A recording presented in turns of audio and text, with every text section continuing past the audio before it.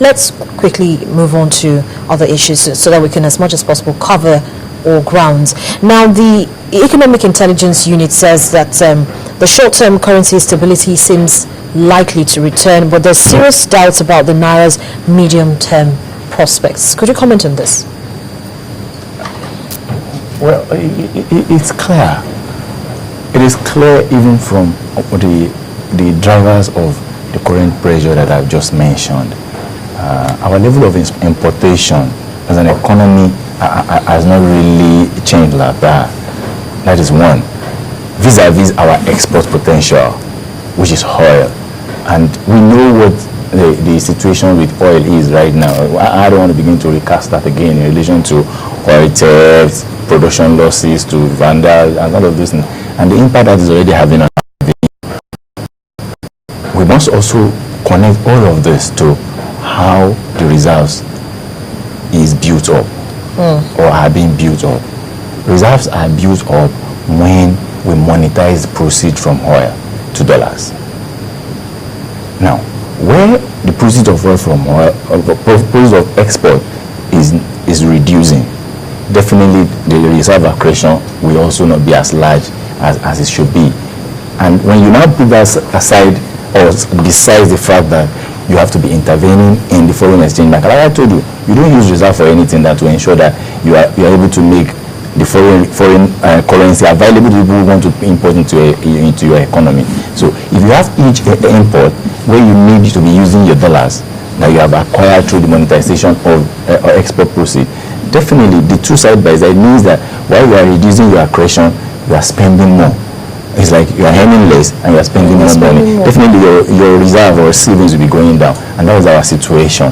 And considering also the fact that you now have 16 billion of foreign portfolio fund in your system, which is likely to be leaving for repricing risk in their own economy wherever those funds came from, one. Two, Nigerian economy does not have any buffer against you in case there is a tailspin in oil price. We're lucky oil price as old as above $100, but anything could happen. And by the time you push this all into your analysis as a foreign investor, you also want to play safe. Now, you will bring in the issue of Sanusi's suspension and how international investors are going to perceive this. By the time you put all of this together, we have possibly triple or multiple whammy on our economy at the same time. So it therefore says that the analyst opinion makes a lot of sense. Now, there are two ways this could crystallize. Either we continue to support the Naira through the use of the reserves by intervening in the market at $400 million per auction that we are doing right now. If we continue like that, you and I have an idea that we'll be at 35 that Mary Lynch as forecasted maybe in another 2 or 3 months. Well, Mr. Odahusa, why is it that even in spite of what we see happening, there's been an increased demand for dollars by end users at this time? Well, the economy continues to be very active. The fundamentals of the economy is very strong. For example, you have given power plants to private operators. These people are going to bring in a lot of equipment, and they're going to spend a lot of money to bring that equipment. And that translates into demand for dollars. They are expanding agriculture.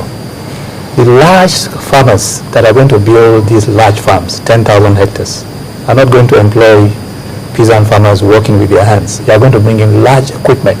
So in every sector where we are seeing growth, we are also seeing demand for dollars. Not forgetting the automobile and manufacturing sector as well. They are going to require dollars. So the demand for dollars is going to grow. And that's why we should always remember that the demand for dollars is created by independent people that CBN can only just monitor. And as Mr. Adedola said, the main thing you export now is oil. The analyst says short-term oil will be $100 or so. So short-term, there's some stability. But everyone knows that medium-term, 2015, 2016, the U.S. is going to completely stop importing oil this year. And they're going to start exporting. They are now doing 12 million barrels per day. Second largest to Saudi Arabia.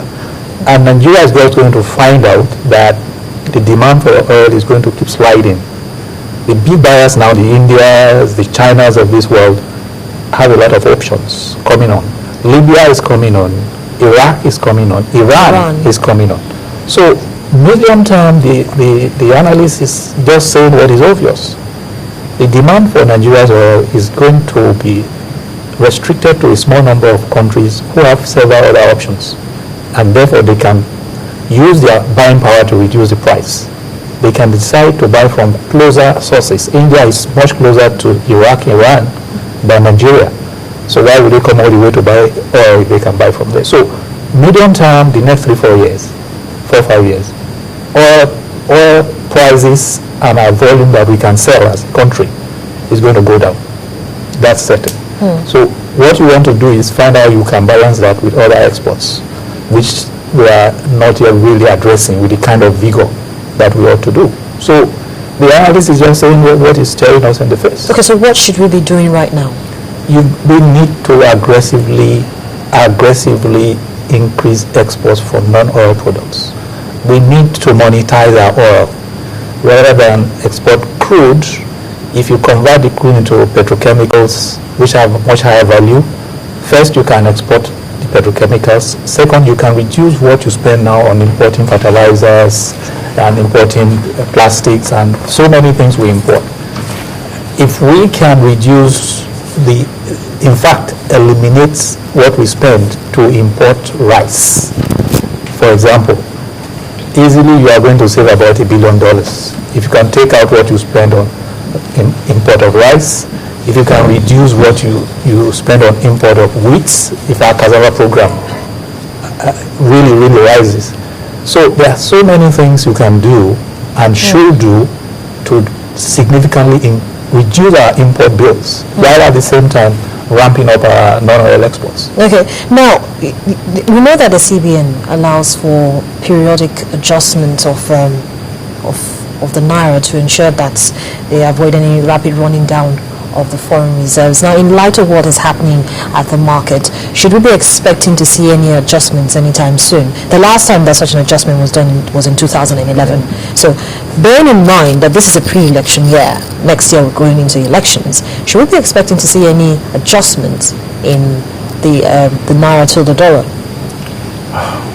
Right now, it's obvious that there's already pressure on the extremes, on the private market, or what we call the real market. I don't want to use that word. The private market outside the official market. That is. Sorry, Mr. Bayo, for cutting you there, but we have to go live to Abuja now, where there's the Nigeria Centenary celebration holding in the Federal Capital Territory. The President is about to address the participants there. But thank you so much for coming on the program, gentlemen. We'll continue this conversation another time.